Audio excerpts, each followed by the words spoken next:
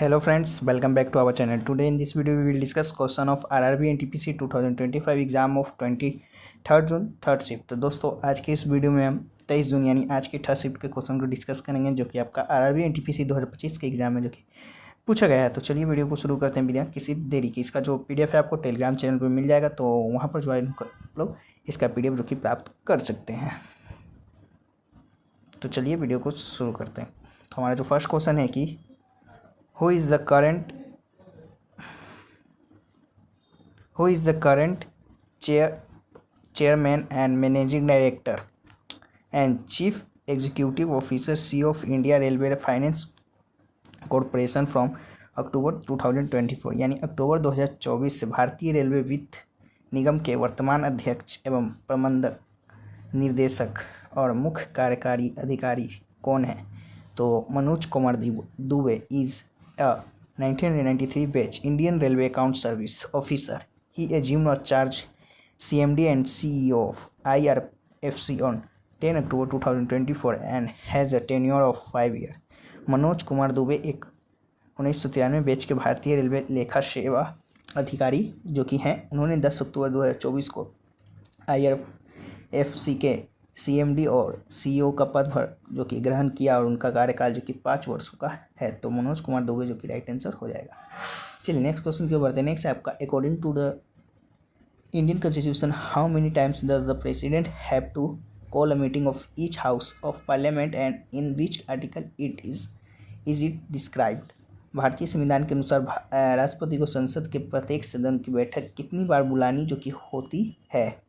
तो according to Article 85 of Indian Constitution, the President is required to summon each House of Parliament to meet at least twice a year and not more than 6 months should pass between two sessions, although there are usually 3 sessions, budget, monsoon and winter. This is only convention, not a constitutional imperative. यानी भारतीय संविधान के अनुच्छेद 85 के अनुसार राष्ट्रपति को संसद के प्रत्येक सदन की बैठक जो कि वर्ष में कम से कम जो कि 2 बार बुलानी होती है और 2 सत्रों के बीच अधिकतम 6 माह का अंतर नहीं होना चाहिए। हालांकि आमतौर पर 3 सत्र जो कि बजट, मानसून और शीतकालीन होते हैं, यह केवल परंपरा है, संवैधानिक अनिवार्यता नहीं। चलिए नेक्स्ट क्वेश्चन की ओर बढ़ते हैं। नेक्स्ट है आपका which country will host the G20 summit 2025 and where it will it be held? तो G20 शिखर सम्मेलन 2025 की मेजबानी कौन सा देश करेगा और यह कब और कहाँ आयोजित होगा? तो the G20 summit in 2025 will be hosted by African country south Africa for the first time. The summit will be held in Johannesburg on 22 to 23 नवंबर 2025। वर्ष 2025 में G20 शिखर सम्मेलन की मेजबानी जो कि पहली बार एक अफ्रीकी देश जो कि दक्षिण अफ्रीका द्वारा की जाएगी। यह सम्मेलन 22 से 23 नवंबर 2025 को जोहान्सबर्ग में जो कि आयोजित किया जाएगा। चलिए नेक्स्ट क्वेश्चन की बढ़ते हैं। नेक्स्ट आपका which river flow between the Satpura and the Vindhyas? Satpura और विंध्य के बीच कौन सी नदी जो कि बहती है? तो नर्मदा जो कि आपका राइट आंसर हो जाएगा। The Narmada and the Tapti are major river that drain into the Arabian Sea. The Narmada originated in the eastern Madhya Pradesh and flows west across the state through a narrow valley between the Vindhya range and spurs of Satpura range। यानी नर्मदा और ताप्ती अरब सागर में मिलने वाली प्रमुख नदियां हैं। नर्मदा पूर्वी मध्य प्रदेश से निकलती है और विंध्य पर्वतमाला और सतपुड़ा पर्वतमाला के बीच एक सकरी घाटी से होकर राज्य में पश्चिम में बहती है। चलिए नेक्स्ट क्वेश्चन में बढ़ते हैं। नेक्स्ट आपका भारतीय संविधान में कितने रीट का प्रावधान है? How many writs are provided in Indian constitution? तो 5 जो कि आपका राइट हो जाएगा। वहीं रीट के आपका प्रकार है, there are 5 types of writs. तो पहला है आपका बंदी प्रत्यक्षीकरण यानी हैवेस कॉर्पस, दूसरा आपका परमादेश यानी मेंडेमस, तीसरा आपका निषेध प्रोहिबिशन, चौथा आपका प्रमाण पत्र यानी सर्टिडियो, अधिकार परीक्षा यानी क्यू वारंटो। चलिए नेक्स्ट क्वेश्चन की ओर बढ़ते हैं। नेक्स्ट आपका according to the 2011 census what is the literacy rate of India? 2011 की जनगणना के अनुसार भारत की साक्षरता दर क्या है? तो आपका 74.04% जो कि है, तो राइट आंसर हो जाएगा द रिजल्ट।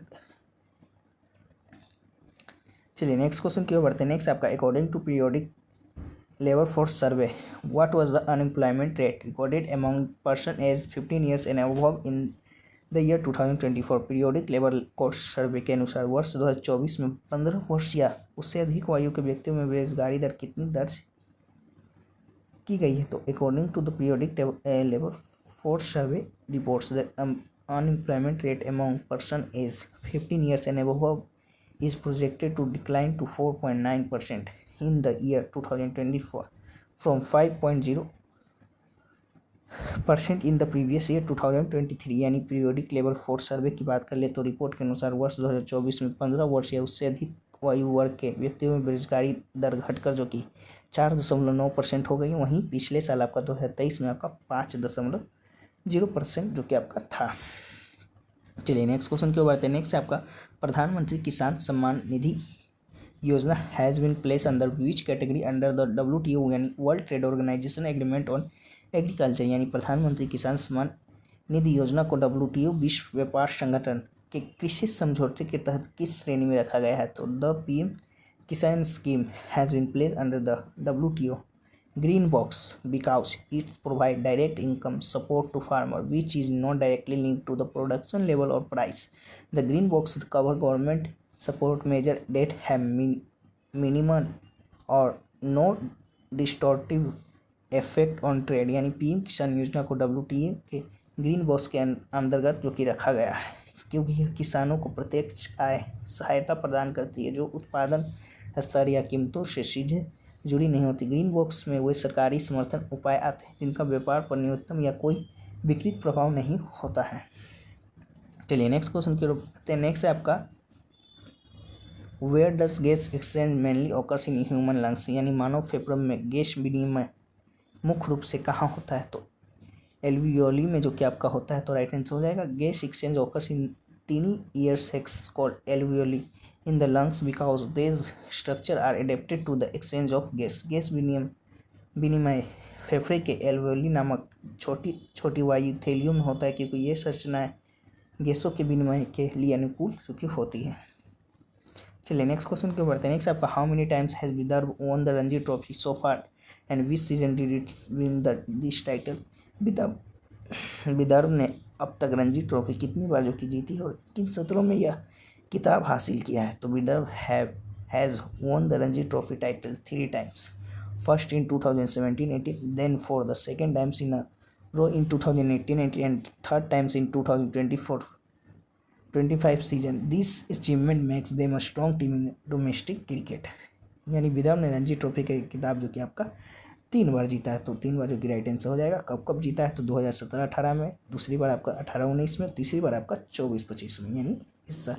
चलिए नेक्स्ट क्वेश्चन की ओर बढ़ते हैं। नेक्स्ट आपका Mamata Banerjee has announce the inauguration of Jagannath temple at which place on 13 April 2025। यानी ममता बनर्जी ने 30 अप्रैल 2025 को किस स्थान पर जगन्नाथ मंदिर के उद्घाटन की घोषणा की है? तो West Bengal chief minister Mamata Banerjee announce that the new Jagannath temple will be inaugurated in Digha on 13 April 2025। This temple has been built with the aim of promoting regional religious tourism. यानी पश्चिम बंगाल की मुख्यमंत्री ममता बनर्जी ने घोषणा की कि 30 अप्रैल 2025 को दीघा में नए जगन्नाथ मंदिर का उद्घाटन जो कि किया जाएगा। यह मंदिर क्षेत्रीय धार्मिक पर्यटन को बढ़ावा देने के उद्देश्य से जो कि निर्मित किया गया है। चलिए नेक्स्ट क्वेश्चन की ओर बढ़ते हैं। नेक्स्ट आपका emperor Ashoka edicts were mainly engraved on. सम्राट अशोक के शिलालेख मुख्य रूप से किस पर उत्कीर्ण किए गए थे? तो पत्थर, चट्टाने और स्तंभ पर, स्टोन, रॉक्स एंड पिलर, जो कि आपका राइट आंसर हो जाएगा। Ashokan edicts are primarily made on stone, rocks and pillars rather than clay or iron। The edicts were erected by the Mauryan Emperor Ashoka in the 3rd century BC and contain message on the variety of topics such as the idea and practice of धम्म। अशोक के शिलालेख जो कि मुख्य रूप से पत्थर, चट्टानों और स्तंभ पर बने हैं, न कि मिट्टी या लोहे के। ये शिलालेख मौर्य सम्राट अशोक द्वारा 3वीं शताब्दी ईसा पूर्व में जगह बनवाए गए थे और उनमें विभिन्न विषयों पर संदेश खुदे हुए हैं जैसे कि धम्म के विचार और अभ्यास। चलिए नेक्स्ट क्वेश्चन की ओर बढ़ते हैं। नेक्स्ट आपका what is the control M shortcut use for the Microsoft PowerPoint. Microsoft PowerPoint में कंट्रोल+M शॉर्टकट का उपयोग किसके लिए किया जाता है? तो pressing कंट्रोल+M in a Microsoft PowerPoint add a new slide after the current slide with the same layout. This is a quick and the easy way to add slides that does not require going through menu. यानी power में Ctrl+M दबाने से वर्तमान slide के बाद ही वही layout ली हुए एक नई स्लाइड जुड़ जाती है। यह स्लाइड जुड़ने का एक तेज़ और आसान तरीका है जिसमें मेन्यू में जाने की ज़रूरत नहीं होती। चलिए नेक्स्ट क्वेश्चन है आपका, the All India home rule League was founded in 1916 by whom, यानी अखिल भारतीय होम रूलर्स लीग की स्थापना 1916 में किसके द्वारा की गई थी? तो इन 1960 any Besant and Bal Gangadhar Tilak together founded the early India home rule league. Its main objective was achieve home rule for India. This movement proved to a turning point to the Indians' freedom struggle. यानी 1916 में Annie Besant और बाल गंगाधर तिलक ने मिलकर Akhil Bharatiya home rule league की स्थापना की थी। इसका मुख्य उद्देश्य था भारत के शासन यानी होम रूल प्राप्त करना। यह आंदोलन भारतीय स्वतंत्रता संग्राम में एक महत्वपूर्ण जो कि मोड़ साबित हुआ। चलिए नेक्स्ट क्वेश्चन है आपका, which of the following is a not a traditional dance of Rajasthan, निम्नलिखित में से कौन सा राजस्थान का पारंपरिक नृत्य नहीं है? तो तरंग, जो कि आपका राइट आंसर दिया गया होगा, तो राइट आंसर हो जाएगा ऑप्शन के अनुसार।